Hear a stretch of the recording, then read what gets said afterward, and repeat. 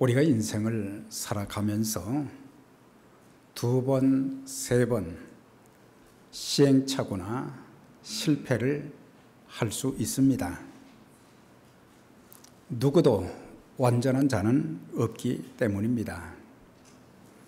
그러나 실패의 원인을 찾지 못한 채 과거에 범한 실수나 실패를 계속적으로 반복한다면 그 사람은 다시는 성공할 수 있는 기회를 얻지 못하고 어쩌면 영원한 실패자로 전락할지도 모릅니다. 어떤 사람은 신앙의 실패자가 되기도 합니다. 어떤 사람은 결혼의 실패자가 되기도 하고 또 어떤 사람은 교회 생활을 성공하지 못하고 실패하는 경우들을 보게 되고 또 어떤 사람들은 직장과 사업의 실패자로 또 어떤 사람들은 도박과 마약, 폭력과 살인으로 인해서 인생의 황금기를 다 놓쳐버리는 안타까운 사람들의 모습도 많이 보게 되는 것입니다. 그래서 우리는 하나님의 지혜, 하나님의 말씀과 방법을 터득해서 우리의 남은 인생은 더 이상 실수, 실패자가 아닌 성공자의 인생이 되어야 할 것입니다. 여호수아는 모세로부터 지도력을 이어받은 후 하나님의 말씀, 하나님의 방법대로 해서 요단강도 아주 쉽게 건널 수가 있었고 난공불락의 성인 여리고도 군사 한 명, 피 한 방울 흘리지 않고 정복할 수 있었습니다. 그런데 그 조그만 아이성은 정복하지 못하고 실패하게 되었습니다. 여호수아는 너무 기가 막히고 참담해서 마음이 괴로운 상태에서 법궤 앞에서 탄식하면서 하나님 앞에 기도했습니다. 하나님, 우리를 선택해 주시지 않았습니까? 40년의 광야를 인도해 주시지 않았습니까? 지금까지 우리의 삶을 하나님이 지키시고 인도해 주셨는데 우리가 요단강도 여리고성도 정복했는데 이 작은 성 여리고를 정복하지 못하고 왜 우리가 실패했습니까? 탄식하게 되었을 때에 하나님께서 그에게 왜 실패했는가 그 원인, 그 이유를 알려주셨습니다.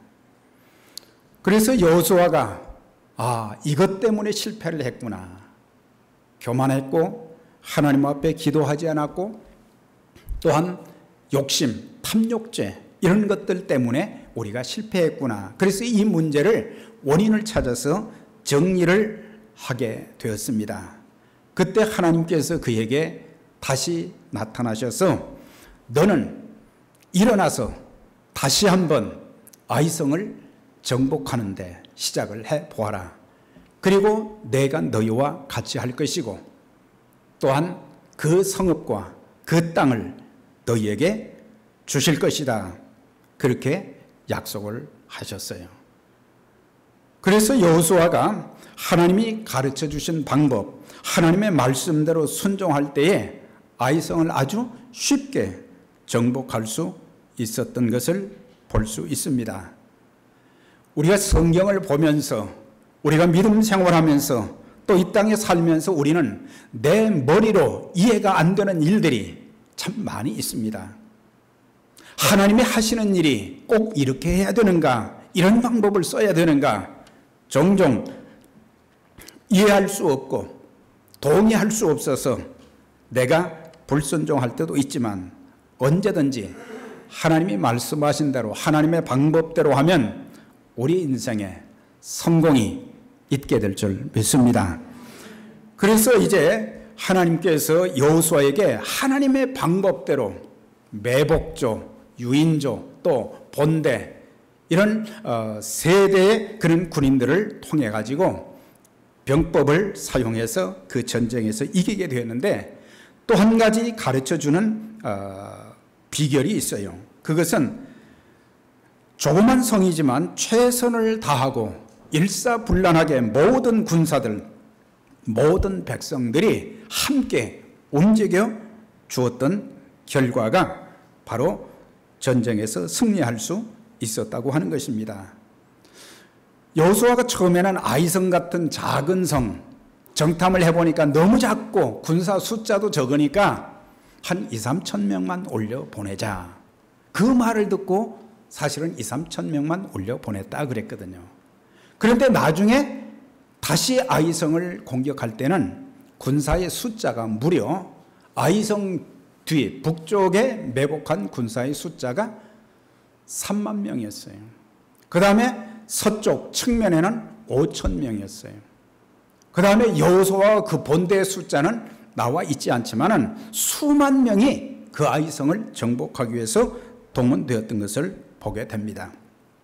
작은 성이지만은 무슨 일을 하든지 이것을 통해서 우리는 최선을 다해야 된다는 것을 우리에게 가르쳐 주고 있습니다. 하나님은 최선을 다한 사람들에게 함께 하시지만은 최선을 다하지 않고 대충대충 하는 그런 사람들, 아무리 작은 일이라 소홀히 생각하는 그런 사람들과는 하나님이 함께 하지 않는다는 것을 우리가 교훈으로 배울 수 있는 것입니다.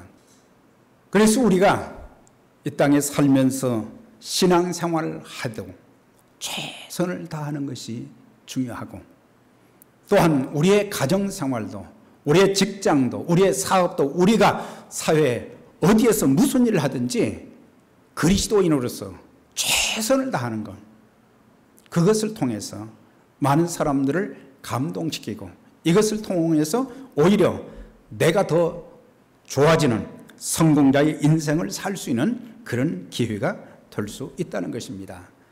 역대하 16장 9절이에요. 여호와의 눈은 온 땅을 감찰하사 전심으로 자기에게 향하는 자들을 위해서 능력을 베푸신다. 그런 말씀하셨어요.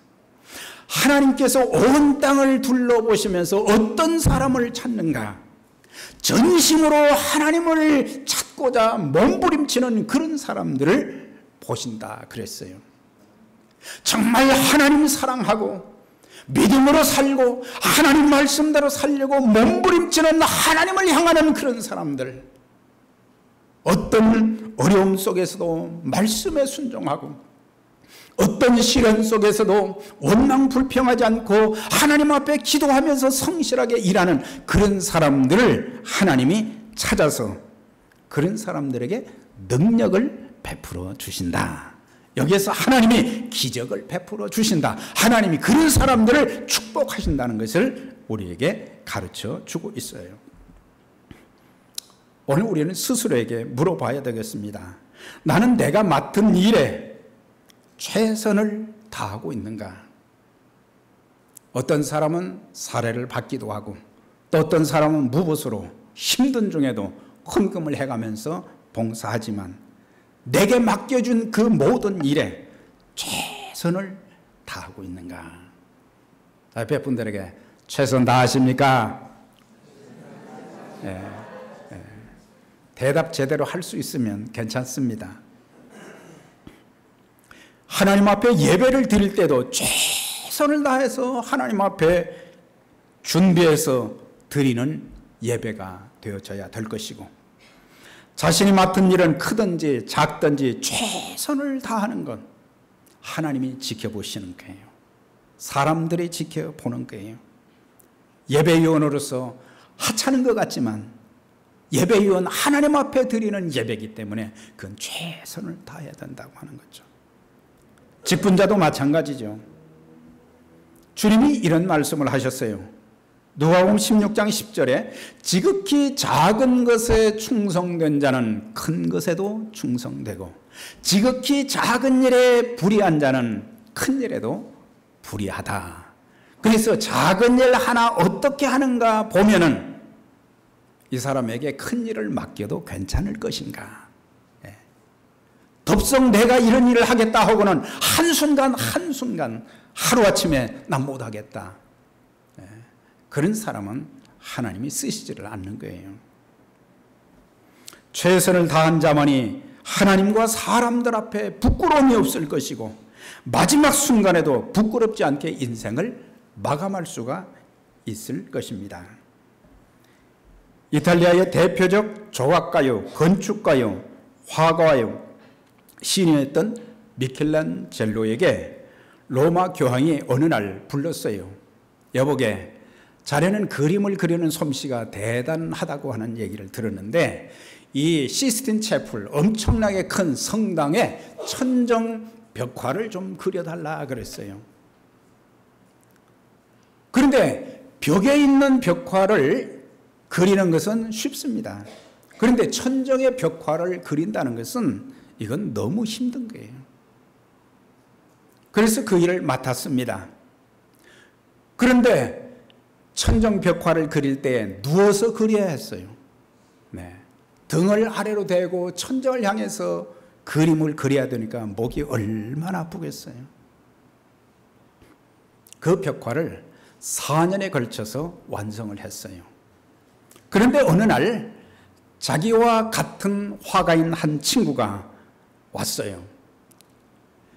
그래서 붓으로 그림을 그리면서 너무너무 정성을 기울이니까 친구가 밑에서 이제 위에서 그림을 그리는 미켈란젤로에게 여보게, 이 천장이 너무 높아서 대충대충 그려도 사람들이 알 수 없으니까 적당히 하고 마무리를 하게.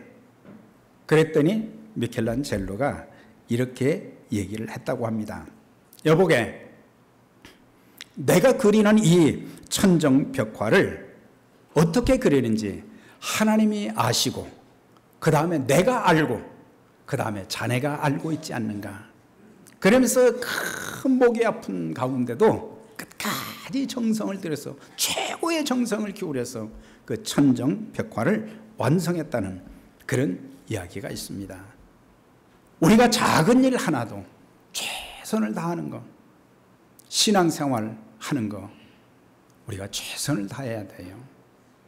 남들이 보지 않는다고 해서 대충 하는 것이 아니라 하나님이 보고 계시기 때문에 하나님이 보고 계시는 거예요.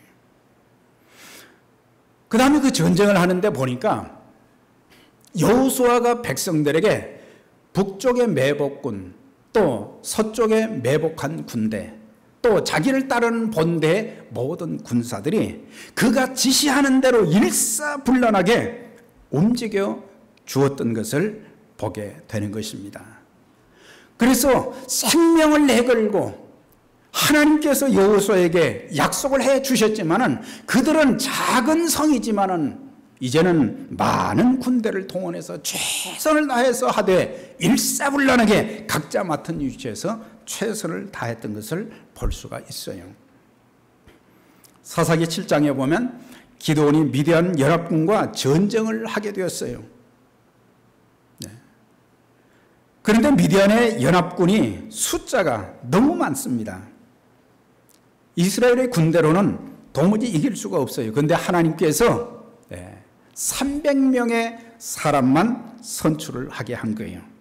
그리고 그들에게 한 손에 나팔을 들게 하고 다른 한 손에는 항아리를 들고 그 항아리 속에는 횃불을 숨겨두었어요. 거기서 기드온이 말이죠, 신호를 하게 될 때 그들은 일제히 나팔을 불렀어요. 그 다음에 항아리를 깨고 항아리 속에 횃불을 가지고 말이죠, 막 그걸로 소리를 지르고 말이죠. 참 이상한 전법이죠. 그런데 하나님께서 미디안 군대를 혼비백산하게 해서 그들을 다 정복할 수 있었던 것은 일사불란하게 움직였던 300명의 사람들. 나팔 분다고 되는가? 항아리를 부순다고 되는가? 횃불을 들고 소리를 지른다고 해서 되는가? 하나님의 말씀대로 하나님의 방법대로 하니까 하나님이 승리하게 만들어 주신 것입니다. 골로새 1장 8절 말씀입니다. 그는 몸인 교회의 머리라 그랬어요. 사람의 몸은 머리를 통해서 모든 것을 지시를 받게 되어 있어요. 머리에서 지시하는 대로 움직일 때에 정상인, 건강한 사람이 되어서 많은 일을 할 수가 있어요. 교회도 마찬가지죠. 교회 머리는 주님이시라고 그랬어요.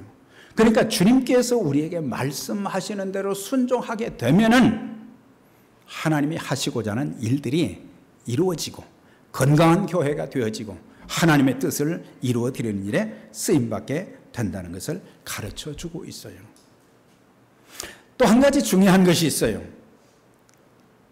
우리가 18절에 보면 여호와께서 여호수아에게 이르시되 내 손에 잡은 단창을 들어 아이를 가르치라 그랬어요. 작은 창이 있는데 그 창을 가지고 아이성을 가르치라 그랬어요. 내가 이 성읍을 너희에게 넘겨줄 것이다. 그 명령을 들은 여호수아는 그의 손에 잡은 단창을 들어서 그 성읍을 계속 가르치고 있었다고 했습니다. 26절의 말씀 보면은 아이 주민들을 전멸하여 바치기까지 여호수아가 단창을 잡아 든 손을 거두지 아니하였더라. 그러니까 이 단창을 가지고 아이성을 지시하라고 한, 손을 들고 계속해서 들고 있으라고 한 중요한 이유가 있어요. 첫째는 그가 잡은 손에 그 단창, 그것이 아이성을 가르쳤을 때 그것이 공격 신호였다는 것입니다. 공격 신호. 두 번째는 그들에게 담대함을 허락해 주는 것이었어요. 하나님이 우리와 같이 하신다. 두려워하지 말고 담대하게 싸우라는 그런 의미가 있어요. 근데 더 중요한 게 있어요. 그것은 기도를 여기서 우리에게 가르쳐 주고 있어요. 기도라는 단어가 한 번도 나오지는 않습니다. 중요한 것은 여호수아는 출애굽기 17장 8절 이하에 보면 그들이 광야의 길을 가다가 아말렉 군대를 만나게 되었어요. 아말렉 군대가 공격해 와서 이제 뒤쪽에 따라오던 나이 많은 노인들과 어린아이들이 뒤쳐져 있잖아요. 그 후미를 공격을 했어요. 그때 모세가 여호수아에게 너는 군사를 이끌고 나가서 저들과 싸워라. 나는 내일 내가 하나님의 산에 올라가서 내가 손을 들겠다 그랬어요. 그런데 참 전쟁을 하는데 이상한 일이 생겼어요. 모세가 손을 들면 이스라엘이 이겼고 모세의 손이 피곤해서 내려오면 아말렉이 이겼다 그랬어요. 손에 무슨 신비한 힘이 있는가? 그걸 말하는 것이 아니에요. 우리가 구약 성경에 보면 손을 드는 행위는 하나님께 기도하는 것을 말하는 거예요. 그래서 이스라엘 백성들이 하나님 앞에 기도할 때에 그들의 자세는 우리는 눈을 감잖아요. 고개를 숙이잖아요. 그런데 본래 유대인들은 하나님 앞에 기도할 때에 얼굴을 하늘로 향하고 그 다음에 두 손을 들고 하나님 앞에 기도하였어요. 그래서 두 손을 들었다는 의미는 뭐냐? 하나님 앞에 기도했다고 하는 것입니다. 우리가 최선을 다해서 무슨 일이든지 할 수 있지만 하나님께서 도와주셔야 모든 것이 가능하기 때문에 우리는 기도해야 된다. 그걸 가르쳐주고 있는 거예요. 그 전쟁을 치르고 난 뒤에 여호수아가 뭘 깨달았어요? 모세의 손이 올라가면 전쟁에서 이겼다는 얘기를 들었어요. 모세의 손이 내려오면은 그가 싸움을 하지만 졌다는 그런 얘기를 들었단 말이죠. 아론과 훌이 모세의 손이 내려오지 않도록 계속 붙들어 줌으로 해가 지도록 그의 손이 내려오지 않으므로 그들이 전쟁에서 이겼다 그랬거든요. 나중에 깨달은 것이 뭐예요? 내가 잘 싸워서 이긴 게 아니구나. 모세가, 우리의 지도자 모세가 하나님 앞에 기도했기 때문이구나. 그것을 알게 된 거예요.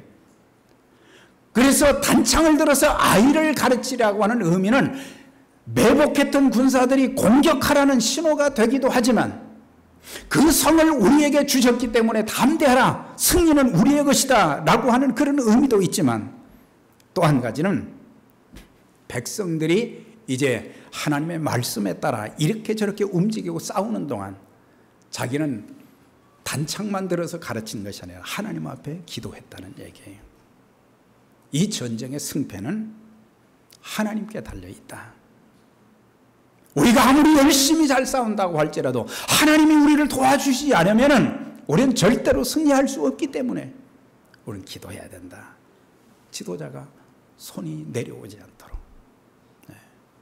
하나님 교회 목회자가 계속해서 기도하는 목회자가 되어지고, 교회 귀한 직분을 가진 모든 분들이 하나님 앞에 계속해서 기도한다고 하면 여호와 니시의 역사, 하나님께서 승리를 주시는 그런 축복의 역사가 이 재단에 넘치게 될 줄 믿습니다. 그래서 기도는 하나님과의 교제적인 측면도 있고 또한 하나님의 능력과 기적을 체험하는 수단이 되기도 하지만 더 중요한 것이 있어요. 그건 뭐예요? 하나님의 주권을 인정하는 것입니다. 모든 것이 하나님 손에 달려 있습니다. 그것을 인정하는 거예요. 그래서 우리는 작은 문제도 최선을 다하면서도 하나님 앞에 기도해야 되는 거예요. 아무리 큰 문제라도 우리가 기도하면 우리는 그 문제는 작은 문제, 하나님의 기적을 체험할 수 있지만 아무리 작은 것이라도 최선을 다하지 않고 기도하지 않는다면, 하나님이 허락하시지 않는다면 우리는 아무것도 할 수 없는 거예요. 우리가 큰 것도 기도해야 되지만 작은 것 하나도 기도해야 되는 것입니다. 우리 건강한 것 같지요? 그렇지만 우리는 매일매일 살면서 하나님 저에게 건강을 주신 거 감사합니다. 감사 기도를 드려야 돼요. 내가 뭐 건강관리를 잘해서 내가 건강하고, 운동을 많이 해서 건강하고, 내가 좋은 약을 많이 먹어서 건강하고, 물론 도움이 되죠. 그러나 하나님이 지켜주셔야 됩니다. 하나님의 교회 사단의 역사가 말이죠, 쉴 사이 없이 틈을 보고 있단 말이죠. 우리가 기도로 그 틈을 막아야 되는 거예요. 그렇지 않게 될 때 사단이 들어와 가지고 사람들의 마음을 뺏어갑니다. 두려움을 조장시킵니다. 분열을 조장시킵니다. 우리는 삶의 큰 문제를 위해서도, 서로의 믿음과 섬김을 위해서도, 가정과 교회와 국가를 위해서도, 사역을 위해서도 중보기도가 필요한 거예요. 그래서 우리가 개인적으로도 하나님 앞에 기도하지만 서로를 위해서 기도하는 것, 교회를 위한 기도가 하루도 빠져서는 안 되는 것이고, 우리의 믿음의 형제 자매들, 가족들, 겉으로는 모르지만 나름대로 보이지 않게 참 힘들게 살아가는 분들이 얼마나 많습니까?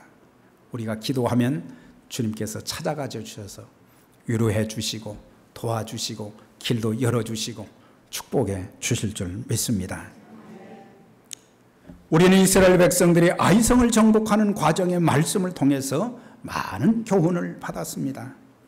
한 번 실패했다고 해서 낙심하지 말고 실패의 교훈을 배워 다시 한번 시도하라고 하는 것입니다. 무슨 일을 하든지 하나님의 말씀, 하나님의 방법대로 하라는 것입니다. 모든 일에 최선을 다해서 일사불란하게 움직이는 것, 더 나아가서는 서로 중보 기도를 한다고 하면 우리의 가정의 일도, 교회 일도, 우리의 모든 삶의 터전에서의 모든 일도 하나님께서 해결해 주시고 인도해 주시는, 또 하나님의 교회 복음 사역도 더 잘 감당할 수 있도록 하나님이 큰 능력으로 축복하시고 우리를 사용해 주실 줄 믿습니다. 기도하겠습니다.